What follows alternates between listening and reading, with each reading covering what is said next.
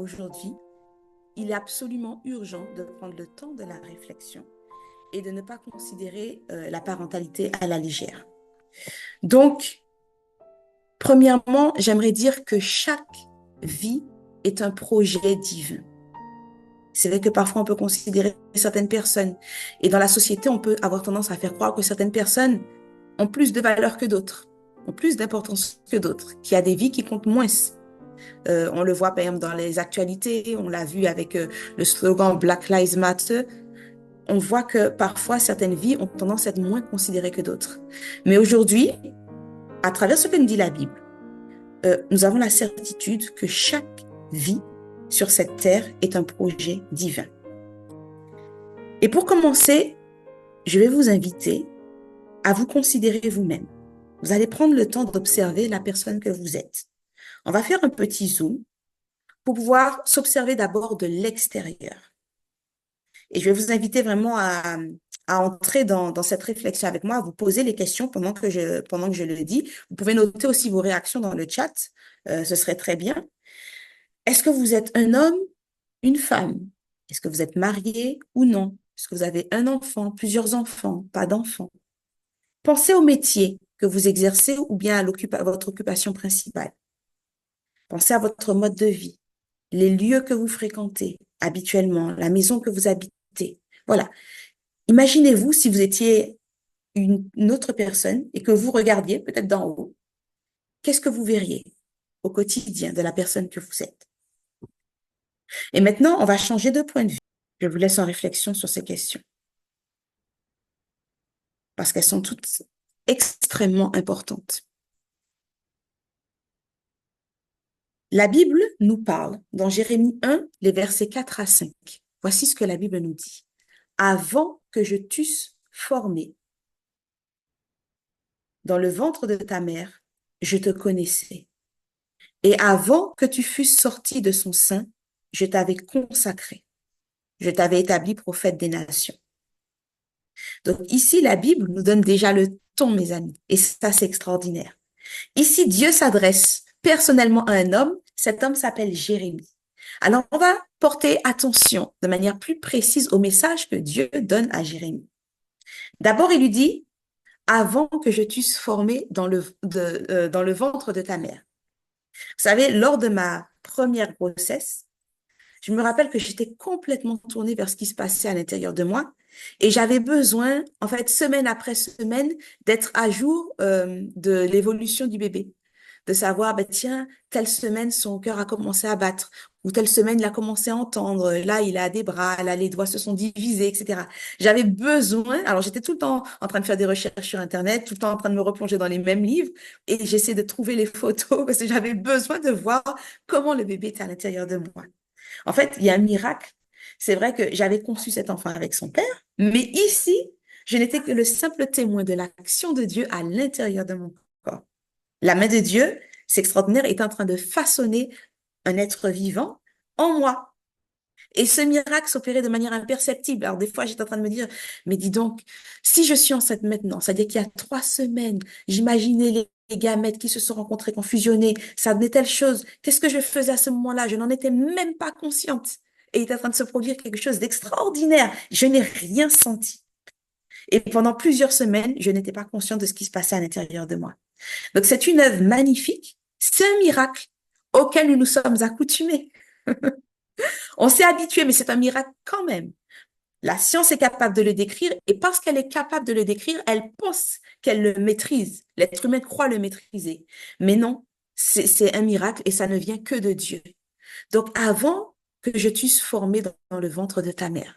Et chaque fois, c'est la main du Dieu créateur qui est à l'œuvre pour l'arrivée d'un nouvel être vivant.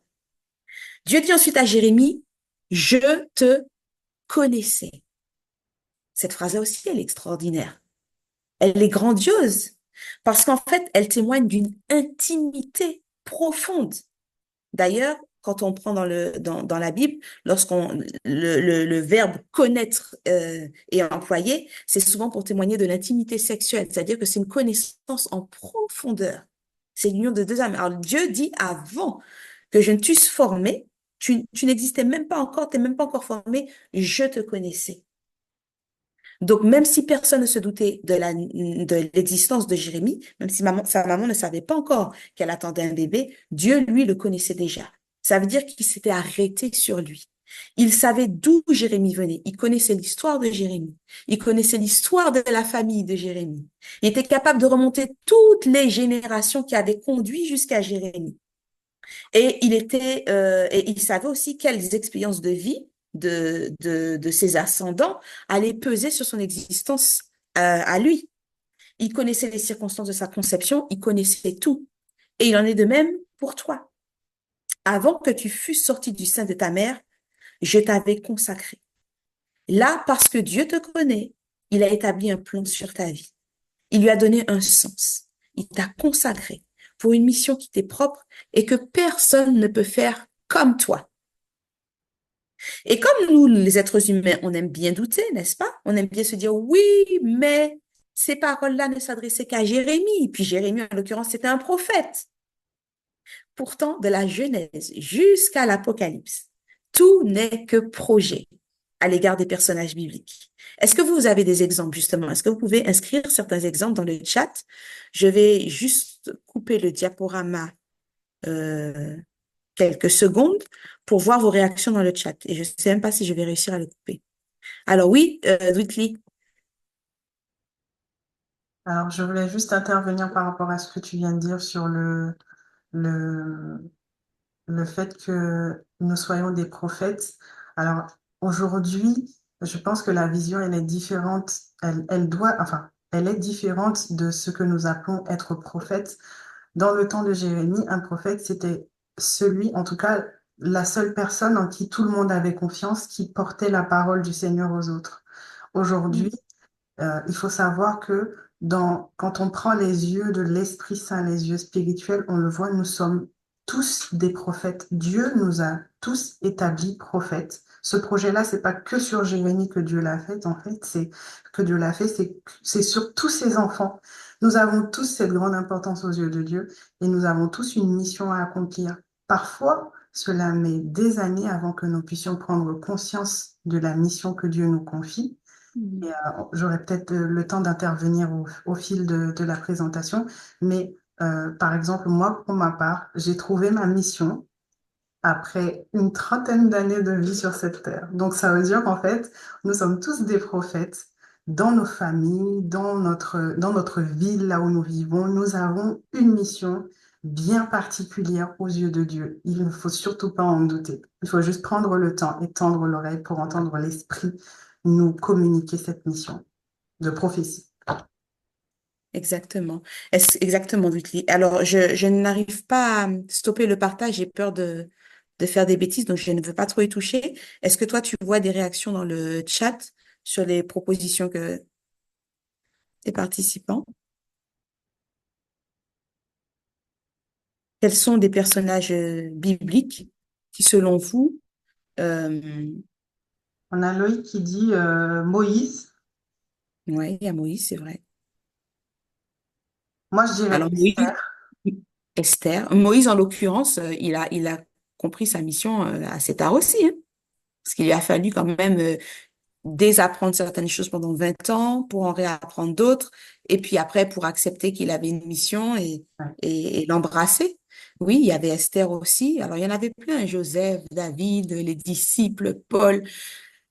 En fait, tous les personnages bibliques que nous Oui. rencontrons, nous voyons que à la base, il y avait un projet. Alors, voici ce que dit 2 Timothée 3. Oh là, voilà, 2 Timothée 3, verset 16. Toute écriture est inspirée de Dieu et utile pour enseigner, pour convaincre, pour corriger, pour instruire dans la justice, afin que l'homme de Dieu soit accompli et propre à toute bonne œuvre. Donc, cela signifie finalement que les choses que l'on découvre sur Jérémie, comme tu l'as très bien souligné, Whitley, elles nous concernent aujourd'hui. Si elles nous sont rapportées aujourd'hui, c'est dans un but bien précis. Premièrement, c'est pour nous enseigner. Enseigner, qu'est-ce que ça veut dire? C'est dispenser un savoir-être, un savoir-faire. Et pour quelle raison est-ce qu'on a besoin d'un enseignement sur le projet de Dieu? Ben, c'est d'autant plus pertinent aujourd'hui parce que la science moderne appuie l'ensemble de ces théories sur la théorie du Big Bang, sur le hasard, sur la question de l'évolution des espèces. C'est ce qui est enseigné dans nos écoles et pas simplement comme une hypothèse, mais c'est enseigné comme un fait scientifique incontournable qui relègue tout le reste au statut de simple croyance. Donc, par exemple, à l'école, on vous dit, vous devez suivre les enseignements. Euh, il est hors de question de remettre en question justement cette théorie qui est un fait scientifique. C'est pas une théorie, justement, c'est un fait scientifique. Et tout le reste, ce sont des croyances et on peut pas les mettre au même niveau, en fait. Sauf que, et cette théorie, comme je viens de le dire, elle sert de socle à beaucoup d'autres, que ce soit du domaine de la géologie, en partant jusqu'à l'éducation. Mais ça, on aura l'occasion d'y revenir dans le troisième volet. On ne se construit pas, on ne grandit pas, on ne se vit pas de la même manière lorsqu'on croit que notre existence est le simple fruit du hasard ou lorsqu'on croit qu'elle s'inscrit dans un projet d'amour conçu par Dieu. C'est une question d'identité, c'est une question de sens profond.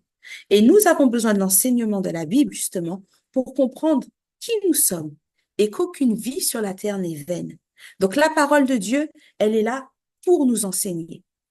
On nous dit aussi que la parole de Dieu est là pour nous convaincre. Ça veut dire que c'est un argument.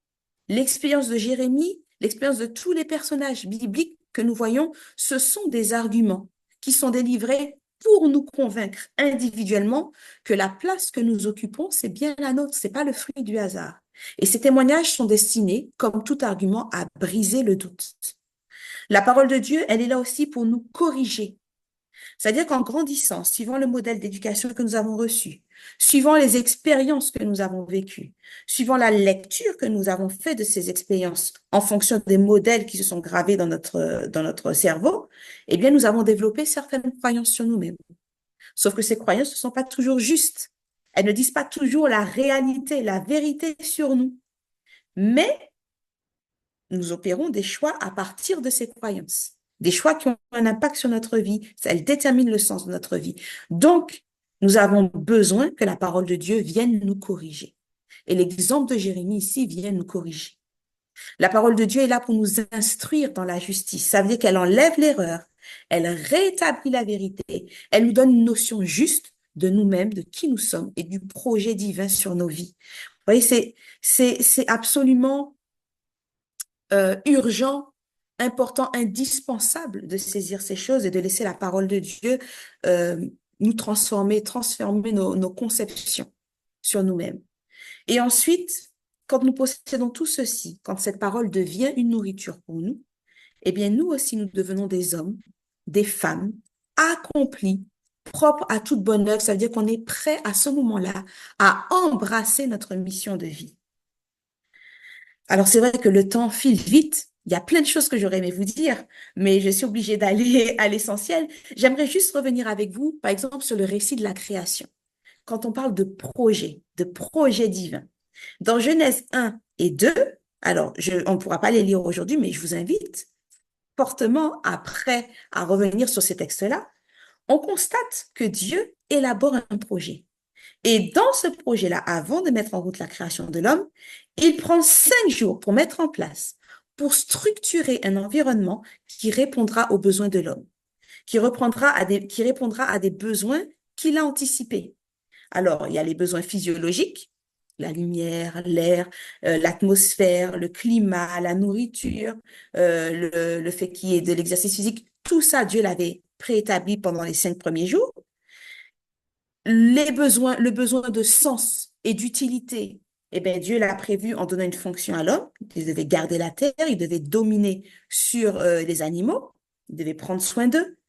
Les besoins affectifs et sociaux. Et là, ce qui est intéressant, pareil, il y a plein de choses que j'aurais aimé dire à partir de ce texte-là, c'est que Dieu avait anticipé le besoin social, le besoin affectif de l'homme, mais il ne l'avait pas préparé en amont. Ce besoin-là a été comblé comme une réponse après coup.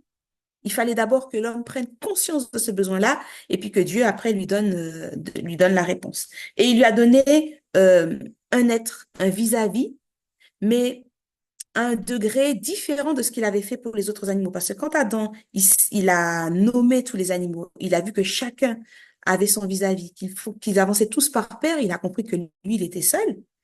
Dieu a endormi Adam, il a pris un côté et de ce côté, il a formé une femme. Donc, en fait, la femme, elle est arrivée après, mais d'une certaine manière, elle était déjà présente, elle était déjà là en Adam avant. Et pour aucune autre créature, nous n'avons ce niveau d'intimité. Pour aucune autre créature, on nous dit que Dieu a endormi le mâle, qu'il a prélevé une partie de son corps et qu'il en a formé la femelle. C'est uniquement pour l'homme. Donc, le besoin intime, le besoin profond de connexion à un vis-à-vis, ben, Dieu y a répondu. Il l'avait anticipé, mais il y a répondu après coup. Il a aussi anticipé sur ses besoins spirituels, parce qu'on nous dit que Dieu venait régulièrement dans le jardin, se promenait avec eux, en communion avec eux, et en plus, il leur a donné un jour, le jour du repos, donc besoin physiologique, mais aussi c'était un jour de communion avec lui, de communion beaucoup plus intime, beaucoup plus longue, beaucoup plus exclusive que ce qui avait lieu pendant toute la semaine. Et ce besoin-là, Dieu y avait pensé et il y avait pourvu. Il a aussi pourvu à son besoin moral. Donc, il lui a donné un cadre, il lui a donné un commandement, il lui a donné une limite. Mais en lui donnant cette limite, il lui a aussi laissé sa liberté, parce que sinon, son besoin moral n'aurait pas pu s'exprimer pleinement s'il était obligé d'obéir, s'il avait été obligé de faire tout ce que Dieu lui avait demandé, s'il avait été privé de sa liberté, il n'aurait pas pu exercer sa moralité. Donc, vous avez vu, Dieu a comblé tous ses besoins. Il y a quelque chose que je n'avais pas non plus noté, mais sur lequel j'aurais aimé revenir avec vous. Dieu dit, faisons l'homme à notre image et qu'il domine sur. Donc, en fait, on voit que Dieu, lors de la création, n'est pas seul. Il parle. Il parle aux autres membres de la Trinité et justement, ils se mettent d'accord pour pouvoir concevoir cet homme. Donc, tout cela part d'un projet.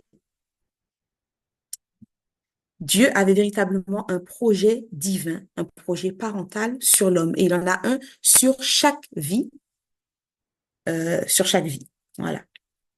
Donc, dans la deuxième partie, je voudrais aborder avec vous la question maintenant, pourquoi ça me fait ça, du projet parental. La nécessité, l'importance du coup d'avoir un projet parental. Parce que si Dieu nous a donné un exemple, l'exemple qu'il nous donne, la démarche de Dieu, elle va nous servir à nous, en tant qu'être humain, va nous servir de cadre, elle va nous servir d'exemple. D'accord? Euh, et cet exemple, en fait, ce projet que les humains vont eux-mêmes concevoir va entrer dans le projet de création de Dieu. Donc, en procréant l'humain, en éduquant un enfant, on entre dans le projet de création de Dieu. Le projet parental s'inscrit dans le projet divin. Et ce projet divin, il est très large. Voici ce que dit une auteure sur l'éducation. Alors, j'espère que je vais... Voilà. Nos idées en matière d'éducation sont trop étroites, trop limitées. Il nous faut les élargir et viser plus haut. La véritable éducation implique bien plus que la poursuite de certaines études. Elle implique bien plus qu'une préparation à la vie présente. Elle intéresse l'être tout entier et toute la durée de l'existence qui s'offre à l'homme. C'est le développement harmonieux des facultés physiques, mentales et spirituelles. Voilà l'objet de la véritable éducation. La question, du coup, sommes-nous conscients du projet divin pour nos enfants? Notre projet parental, à ce que nous voyons, ne peut pas se limiter à nourrir nos enfants, à les vêtir, à leur accorder certains divertissements, à accompagner leur scolarité, d'accord, ou bien à les accompagner dans leurs petits talents, enfin le développement physique, le développement social. C'est beaucoup plus profond, beaucoup plus large que cela. Et il doit s'étendre dans l'ensemble du cadre qui est offert par le projet divin. Il doit s'en inspirer. Et quand je dis qu'il s'en inspire, qu'est-ce que cela signifie? On a lu tout à l'heure que toute l'écriture est inspirée de Dieu. Qu'est-ce que ça voulait dire que l'écriture était inspirée de Dieu? Est-ce que ça veut dire que les hommes qui ont écrit la Bible l'ont écrite sous la dictée du Saint-Esprit? On sait très bien que non. Aucun auteur n'a été la plume de Dieu. C'était des écrivains. Et sous l'influence de l'Esprit, ils ont rapporté des événements, ils ont rapporté des paroles, ils ont rapporté des témoignages. Ils l'ont fait avec leur sensibilité, avec leur style propre. C'est ainsi que l'évangile de Dieu, il n'y a qu'un seul évangile, mais il nous est rapporté selon le point de vue de Marc, selon le point de vue de Matthieu. Ils ne se contredisent pas, mais ils sont rapportés d'un point de vue différent en fonction de leur auteur. Et en éducation, c'est la même chose. Parce qu'il y a une petite phrase qu'on dit souvent, c'est que les bébés ne naissent pas avec un mode d'emploi. Et souvent, on le dit avec une pointe de lamentation dans la voix. On aurait bien aimé avoir un mode d'emploi qui nous dit, il faut faire ça comme ça. À tel âge, il faut commencer à faire ça. Il faut parler comme ça, sur ce ton de voix-là. Il faut employer ces mots-là. On aurait aimé, ce serait peut-être plus simple pour nous. Mais c'est pas ce que Dieu a prévu. Dieu il nous a donné un cadre large pour que justement toutes nos différences puissent s'exprimer. Par exemple, quand on parle de parentalité positive, on aura l'occasion encore dans les prochaines conférences d'y revenir, il n'y a pas qu'une éducation positive. C'est pas possible. Il y en a autant qu'il y a de parents, chacun avec son style propre. Donc, en réalité, au sein de son projet divin, Dieu nous laisse une certaine liberté, une entière liberté, mais elle est quand même bien encadrée, d'accord, comme dans le Jardin d'Éden. Et grâce à cette liberté, ben, nous pouvons laisser s'exprimer nos différentes sensibilités, nos différentes façons d'élever nos enfants. Et on ne va pas calquer texto la méthode éducative de tel parent avec tel enfant, parce que nous, le parent que nous sommes et l'enfant que nous avons sont différents. Et parfois même au sein de notre propre famille, c'est pas parfois, c'est tout le temps, chacun de nos enfants est différent. Donc la méthode que nous avons utilisée avec le premier enfant, on l'utilise pas avec le deuxième. Ça me rappelle le témoignage d'une maman expérimentée. Elle a eu 5 enfants, je crois. Et elle expliquait qu'avec les premiers, c'était tous des garçons, elle avait eu recours à la fessée. Mais par contre, avec sa dernière fille, c'était impossible. Elle a dû abandonner cette question de fessée-là parce que ça ne fonctionnait pas.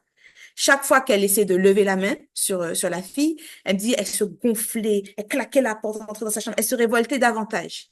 Donc, elle n'a pas pu utiliser la même méthode sur sa fille. C'est pas pour encourager la fessée, mais c'est bien pour montrer qu'en fait, en fonction de chaque enfant, on adopte des méthodes éducatives différentes. Alors, je sais pas si, comme je ne vois pas le chat, je ne sais pas si vous réagissez. J'espère que vous réagissez, que vous donnez votre point de vue, vous racontez un petit peu ce que vous avez vécu. De toute façon, vous pourrez peut-être aussi le dire à la fin si vous ne réagissez pas maintenant. Donc, voilà, nos méthodes peuvent varier d'un enfant à l'autre. Et souvent, mais pas tout le temps, nos errances en matière d'éducation, elles nous proviennent du fait de l'absence d'un projet parental, de l'absence d'un projet parental conscient, exprimé, discuté au sein du couple, validé au sein du couple, de l'absence ou de l'oubli, parce que parfois, on l'a fait, mais avec le train-train quotidien, avec tous les soucis qui nous pèsent dessus, avec l'usure qu'ils entraînent, on perd de vue notre projet parental. Et donc, on réagit plutôt que d'anticiper comme Dieu l'a fait dans le Jardin d'Éden. Vous voyez ce que je veux dire? Alors, je vais vous inviter à vous pencher avec moi sur plusieurs exemples bibliques, plusieurs exemples de couples bibliques. Alors déjà, à l'époque biblique, le projet parental était présent. Et souvent, excusez-moi, il se matérialisait. Ah, vas-y, Dwitly. Alors, je voulais juste rebondir par rapport à ce que tu dis, Claudine. Juste avant que tu donnes les exemples bibliques, j'aurais aimé partager une petite expérience personnelle avec vous pour vous dire que, euh, alors, il est vraiment important que l'on se dise que c'est vraiment un projet divin et que c'est pas une blague. Le fait d'avoir un enfant, c'est pas quelque chose, ah, pouf, on l'a parce qu'on a envie qu'on nous appelle papa, on a envie qu'on nous appelle maman, ou bien on a vu les autres avoir des enfants, et bien ça a l'air beau, on veut essayer aussi. Comme je dis souvent quand je discute avec mon mari et d'autres personnes, je dis, Un enfant, c'est pas un colis Amazon. Une fois qu'il est arrivé à la maison, on ne peut pas le renvoyer parce qu'on se dit, bon, il est cassé, il n'est pas comme je le voulais, je renvoie.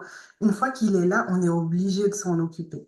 Et il s'avère que moi, j'en prends conscience en fait par rapport à ce que tu dis et de toute l'importance qu'il y a de prendre conscience que c'est un projet de Dieu déjà et un projet pour nous. Euh, il ne faut pas le prendre à la légère parce que personnellement, je me suis rendu compte que mon mari et moi, on a rencontré énormément de difficultés. Alors, on a toujours des difficultés quand on devient parent, mais je me suis rendu compte qu'on a eu des difficultés qu'on aurait pu ne pas avoir si on avait organisé la naissance de nos enfants. En fait, on les a eus comme ça. On voulait et puis on a eu. Bien sûr, le Seigneur a le projet de nous bénir. Il y a pas le souci avec ça. Dieu a prévu de nous bénir, mais le Seigneur met aussi cette possibilité-là. Et j'encourage ceux qui sont là à le dire aux autres. Et nous-mêmes, Claudine et moi, nous sommes engagés pour pouvoir aussi informer au maximum les gens qui ne savent pas, parce que avant, les informations en fait, il n'y avait pas autant d'informations que l'on a aujourd'hui.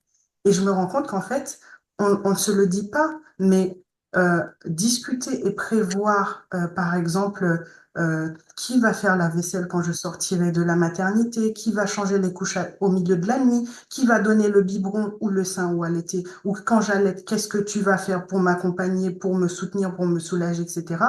On n'y pense pas. En fait, je parle de ma propre expérience. On n'en a pas du tout parlé. Et du coup, ce qui se passait derrière, c'est qu'on avait tout le temps des disputes. Parce que l'un disait oui, tu comprends pas que je suis épuisé, et l'autre, oui, mais je suis fatigué, tu me soutiens pas, etc. On était plus dans les tiraillements, alors que il y a des choses qui auraient pu être cadrées bien avant l'arrivée de ces enfants. Pour vous dire, j'en ai pris conscience à mon troisième enfant, le dernier, enfin, j'espère. Non, mais c'est-à-dire que la société ne nous pousse pas à nous poser certaines questions. Déjà, tout est très matérialiste, d'accord? On parle de faire d'une liste de naissance. On veut nous vendre toutes sortes de choses dont en fait on n'aura jamais besoin avec nos bébés. Il y a des questions qui ne sont pas abordées en amont. Et quand elles sont abordées, elles restent très superficielles, je veux dire. Par exemple, cette question-là, mais qui va faire ça? Qui va donner le biberon?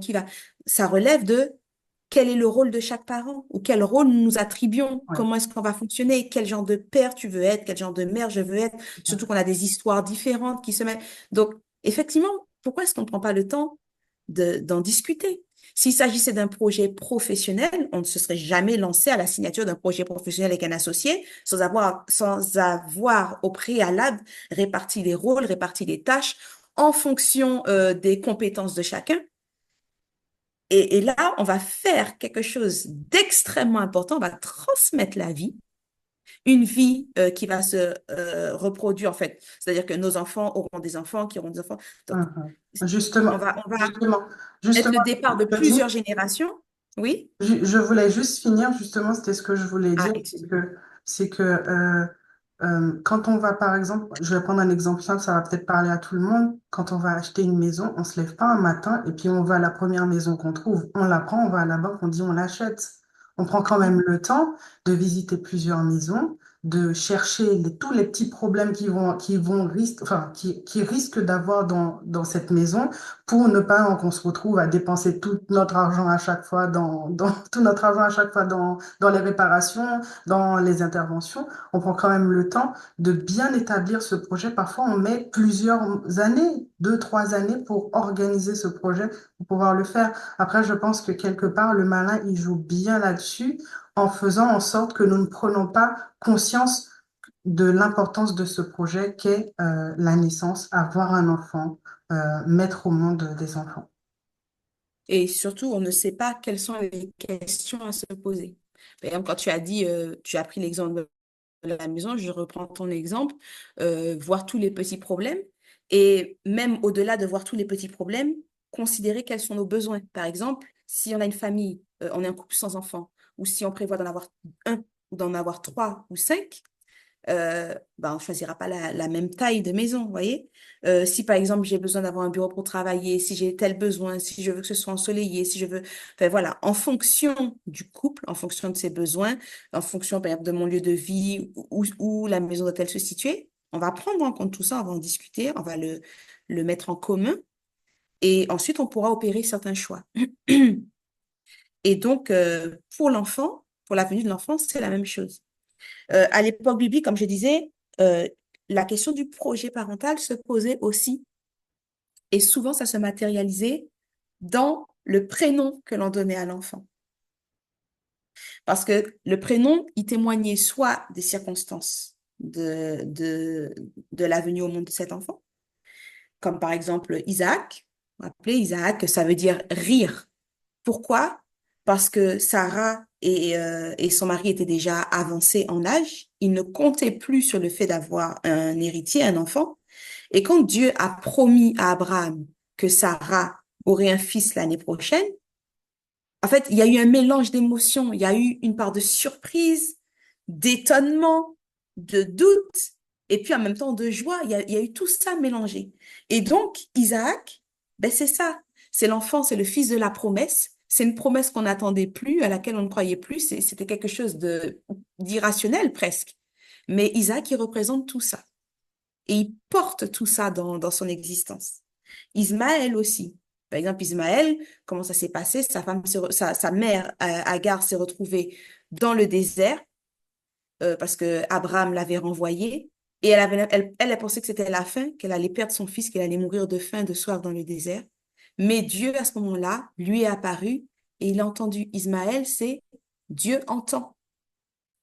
Et donc, Ismaël, dans sa vie, en fait, voilà, le projet qu'il y avait pour lui, c'était qu'on pouvait compter sur Dieu et que Dieu l'entendrait, qu'il allait, enfin, c'est ce que Dieu a dit, hein, que par son épée, il allait s'affranchir et qu'il sera à la tête d'une grande multitude, et que Dieu veillerait sur lui, qu'il sera à la tête d'un peuple. Donc, il y avait ce projet-là. Donc, parfois, ce sont les circonstances de cela venue au monde. Parfois, il s'agit de la mission de vie de l'enfant. Et souvent, dans ces questions-là, quand c'était une mission de vie particulière, Dieu prenait le contrôle du prénom. Tu l'appelleras Jean, par exemple Jean-Baptiste. Et tout le monde se demandait pourquoi est-ce qu'on l'appelle pas Zacharie? Pourquoi c'est Jean? Samson aussi. D'accord? Donc là, il est question de la mission de vie. Parfois, c'est la question du statut qui sera attribué à cet enfant. Je prends l'exemple de Noé. Noé, quand son père l'a eu, les mecs, il a dit, parce que cet enfant-là nous apportera la consolation. Il servira de consolation parce qu'ils ont vu, en fait, depuis le début, toute la tristesse, toute la peine, la souffrance, la douleur engendrée par le péché. Les générations se sont succédées. Mais Noé, lui, quand il arrivait, dans son nom, dans sa personne, il représentait la consolation. Esther aussi, parce qu'au départ, elle s'appelait Hadassa, mais on l'a nommée Esther qui signifie étoile, elle devait briller, vous voyez? Donc, c'est un statut qui lui était attribué. Et donc, il y a plusieurs exemples bibliques qui nous sont donnés où le choix du prénom, ben, il témoigne soit du projet parental qui est un peu déficient, ou soit qui est bien établi entre les deux parents. Par exemple, prenons l'exemple de Jacob et de Rachel. Rachel accouche sur la route d'Éphrata, donc c'est un accouchement pénible au cours duquel elle va perdre la vie. Et juste avant de rendre l'âme, elle donne un nom à son fils, Benoni. Benoni, ça veut dire le fils du deuil ou bien fils de ma douleur. Pourquoi c'est ce statut qu'elle attribue à cet enfant? Parce qu'en fait, Rachel, quand on va un peu plus en profondeur sur les événements qui nous sont rapportés, on voit que Rachel, c'est la femme du chemin, en fait. Elle était d'abord en chemin vers l'amour quand elle a rencontré Jacob, puis en chemin vers le mariage avec toutes les trahisons qu'il y a eu de la part de son père, de sa sœur, puis en chemin vers la maternité avec toutes les difficultés qu'elle a pu avoir du fait de sa stérilité. Donc Rachel, c'est un peu celle qui pleure. On dit souvent Rachel pleure sur ses enfants. Rachel, c'est la femme, c'est l'épouse, c'est la mère qui pleure face à des situations désespérées, à des souffrances sans solution, mais finalement au travers desquelles on voit briller l'espérance, parce que Dieu finit par répondre, Dieu finit par mettre la main.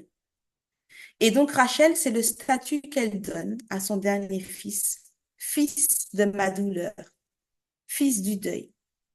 Sauf que Jacob n'est pas d'accord avec ce statut-là. Et une fois que Rachel meurt, on va dire qu'il va rapporter l'espérance, il va lui donner un autre nom, il va transformer Bénoni en Benjamin, c'est-à-dire fils de ma droite. Et quand on entend fils de ma droite, ça fait écho à d'autres versets de la Bible où on dit que Jésus a été élevé à la droite du Père. Donc le fils de la droite, c'est celui qui représente Jésus finalement. C'est comme un antitype. Un antitype est le type. Donc Benjamin, à un certain moment, il représente Jésus. Et effectivement, Benjamin va porter ça dans sa vie, puisque par exemple, quand on va voir l'épisode où Joseph, qui n'a pas encore révélé son identité, a remis la coupe avec laquelle il devine à l'entrée du sac de Benjamin. Et donc, les 10 frères doivent repartir vers l'Égypte avec Benjamin parce qu'ils ne peuvent pas aller tout seuls et puis rentrer à la maison sans leur jeune frère, de peur de faire mourir leur père de désespoir et de souffrance, de douleur. Donc, en fait, Benjamin porte le poids du péché des 10 frères. C'est comme Jésus a porté le poids des péchés du monde. Et quand il arrive et que finalement Joseph les reçoit, non, c'était avant, quand Joseph les a reçus à sa table et qu'à chaque fois il a donné à Benjamin une portion, enfin des portions supplémentaires, beaucoup plus importantes que celles qu'il donnait à ses frères. Il lui a donné à la fin en cadeau des vêtements. Il a donné un vêtement à chacun de ses frères, mais à Benjamin, je crois qu'il en a donné 7. Donc, en fait, Benjamin, il a une sorte de primauté. C'est celui qui est à la droite, qui représente l'autorité. Vous voyez, il portait ce statut-là dans sa vie. Et ça avait été euh, prédit, en quelque sorte, lorsqu'on lui a donné son prénom. Donc là, il y a l'exemple de Jacob et de Rachel. Il y a l'exemple d'Adam et Ève. Bon, Adam et Ève, elle, qu'est-ce qu'elle dit? Donc là, on voit un projet parental assez dysfonctionnel. Parce qu'elle, elle dit, j'ai formé un fils avec l'aide de l'Éternel. Donc ça s'est joué entre elle et Dieu. Adam n'avait rien à voir dans ça. Et elle l'a appelé Caïn. Donc elle exclut Adam de son projet parental. Son projet à elle prend toute la place. Bon, en tout cas, il y a eu, je ne sais pas si c'était exactement les conséquences de son projet, mais en tout cas, ça a été quelque chose de dysfonctionnel. Il y a d'autres couples comme Anne et Elkanah avec Samuel. Alors là, c'est pareil, le projet à l'initiative, c'est celui d'Anne, d'accord? Mais il est quand même discuté avec Elkanah parce qu'elle dit, bon, je vais rester à la maison, je vais élever l'enfant jusqu'à ce qu'il ait tel âge. Quand il aura tel âge, je le prêterai à l'Éternel, il sera prêté à l'Éternel toute sa vie. Elle s'en ouvre à Elkanah et Elkanah valide le projet. Il soutient Anne dans sa démarche. Il y adhère. On a aussi Manoah et sa femme. Donc, ce sont les parents de Samson. Ils demandent des directives à Dieu. Alors, eux, c'est aussi un cas bien spécifique. Ils demandent à Dieu ce qu'ils doivent faire, ce qu'ils doivent manger, qu'est-ce qu'ils doivent faire pour l'enfant. Ils reçoivent des directives précises qu'ils mettent en pratique exactement comme Dieu le leur a donné. Et ils sont unis et ils font tous les deux de leur mieux. Et on voit que jusqu'au bout, ce sont des parents, même si Samson, il leur a causé certaines déceptions, etc., jusqu'au bout, ce sont des parents qui ont porté leur projet parental. Et vous notez que, alors je ne vais pas forcément rentrer dans cette, j'ouvre une petite fenêtre, je ne sais pas si vous allez me laisser la refermer, mais je veux dire, c'est pas parce qu'on a un projet parental bien défini que tout l'avenir de l'enfant est défini par ce projet parental. L'enfant pourra faire ses choix. Parce qu'en fait, il faut qu'on prenne la mesure de notre responsabilité et il ne faut pas non plus que ce soit un poids de culpabilité, une culpabilité sans remède, on va dire, parce que l'enfant ensuite a fait un autre choix. Il y a plusieurs, c'est un puzzle et dans ce puzzle, chacun apporte sa pièce. Mais que chacun apporte sa pièce, justement, que chacun prenne la responsabilité de sa pièce. Mais il n'est pas responsable de l'ensemble du puzzle, il est responsable de sa pièce. Et en l'occurrence, les parents sont responsables de leur projet parental. Donc la Bible regorge d'exemples. Et il est important qu'un enfant vienne au monde sur la base d'un projet parental. Mais comme on l'a vu aussi dans la première partie avec l'exemple divin, Dieu avait planifié, prévu des choses en amont de l'arrivée d'Adam. Et puis il y a des choses qu'il a rectifiées en cours de route. Dieu, dans sa préscience, avait choisi de le faire comme ça. Mais il savait que nous aussi, un projet parental n'est pas ficelé, abouti en amont. Toute la vie, il faudra le réajuster, le réadapter en fonction des résultats, en fonction de ce qu'on apprend, en fonction de la façon dont on change, en fonction de l'enfant qu'on a en face de nous. Et il est préférable que ce projet, en tout cas, soit partagé par les deux membres du couple pour assurer une cohérence parentale dans l'éducation de leur enfant. Donc, j'ai quelques questions que je voudrais partager avec vous. Je vais refaire le partage d'écran. J'arrive à la fin du clip, parce que je pense que par rapport à l'heure, on est un petit peu juste. Mais quelques questions pour vous aider à définir le projet parental. Déjà, quelles sont les valeurs qui vous tiennent à cœur, à tous les deux? Quel type de personne voulez-vous que vos enfants deviennent à l'âge adulte? Quel comportement souhaitez-vous encourager? Par exemple, le partage, l'empathie, la persévérance. Quelles méthodes éducatives correspondent à vos valeurs et aux objectifs que vous voulez atteindre? Est-ce que vous voulez plus un fonctionnement démocratique? Qu'est-ce que vous voulez en fait? Et parlez régulièrement ensemble de vos succès, de vos défis. Comme je l'ai dit, il faut réguler en cours de route. Restez flexible. Soyez prêt à ajuster votre projet en fonction des besoins évolutifs de vos enfants et des vôtres, j'ai envie de rajouter. Donc, pour terminer, j'aimerais vous raconter une petite histoire.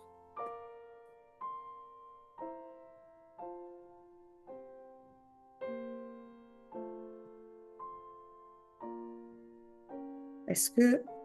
voilà.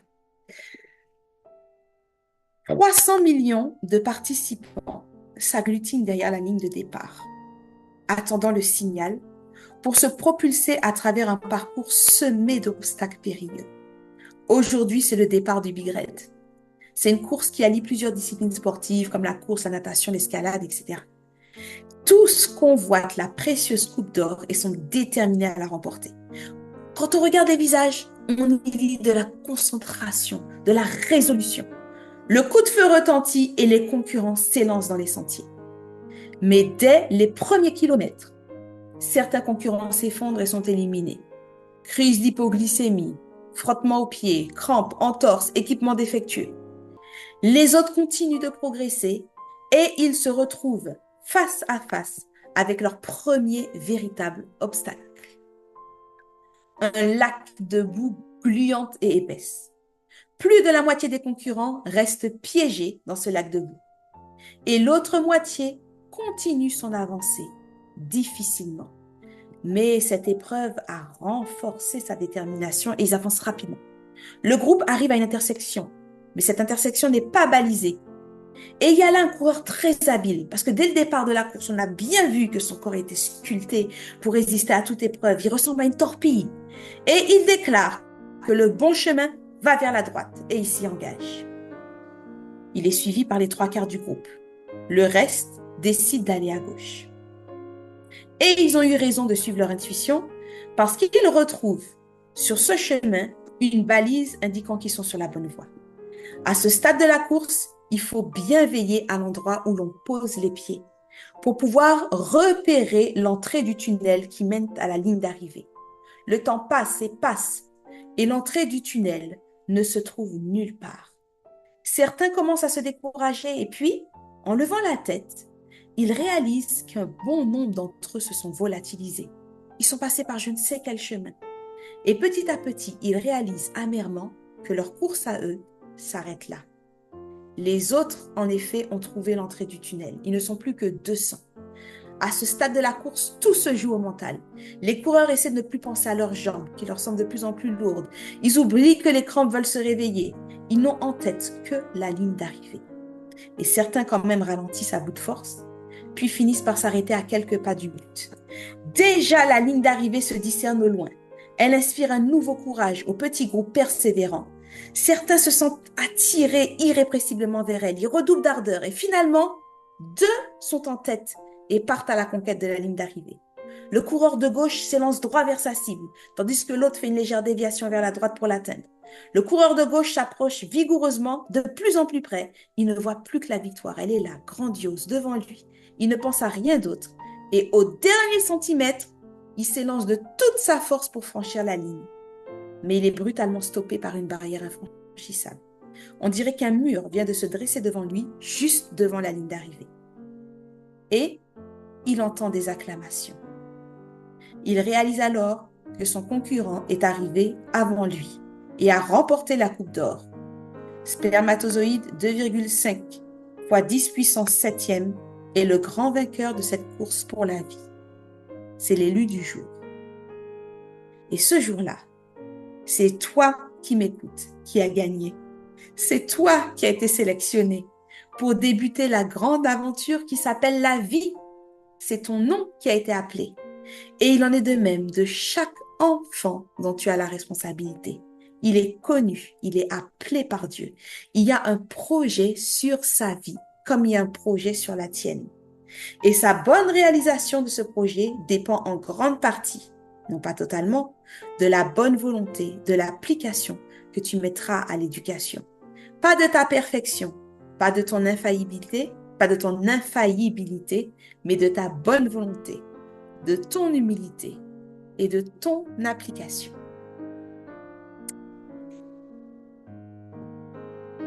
Et voilà.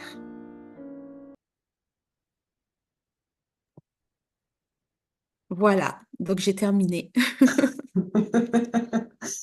Merci beaucoup, Claudine, pour l'histoire de la fin qui raconte de manière ludique notre course pour la vie, comme tu l'as dit. Et c'est vrai que c'est important de prendre conscience que nous ne sommes pas des fruits du hasard.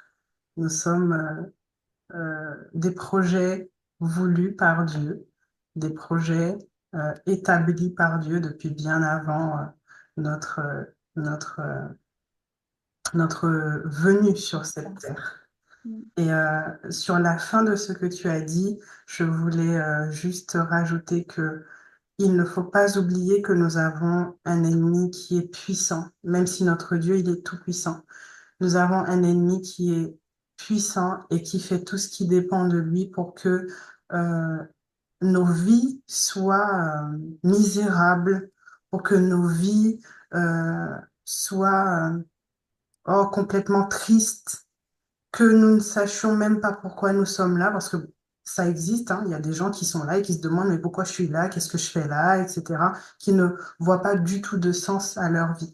Donc il est important de savoir que vous n'êtes pas un hasard, vous êtes voulu par Dieu et vous avez une mission bien particulière sur cette terre. Il faut juste prendre le temps de demander au Saint-Esprit et à Dieu, quelle est votre mission? Car Dieu a prévu des projets de paix pour nous et non de malheur, afin de nous donner un avenir et de l'espérance. Donc, Amen.